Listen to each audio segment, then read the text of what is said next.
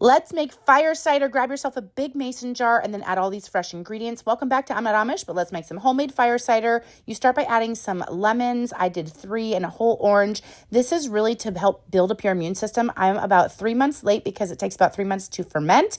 So you're going to add in 3 jalapeños after that, but it's okay. Better to have this like late than never. So then add 1 whole red onion and then chop up your ginger. It needs to be fresh ginger and you don't need to grate it or anything. You just need to have it in there. That's such a powerful ingredient.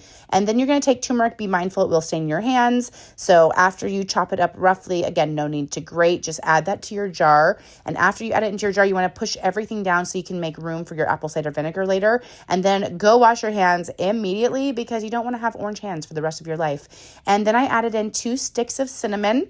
And I didn't have any fresh thyme, so I just added some dried thyme, and I measured with my heart when it came to the cloves, whole cloves, some fresh rosemary, and then I didn't have any peppercorns that I could find, so I added some ground pepper, and then I added in essential oils. So I added 2 drops of oregano, some lemon, some pepper, some ginger, and then I sneezed because of the pepper. The pepper essential oil is potent, and then that was just like an extra bonus. You don't have to do that, but then I added a whole thing of garlic, a whole head of garlic, and then my son found whole peppercorns, so I added, again, measuring with the heart, a whole handful of that because, I mean, pepper is so good for your immune system.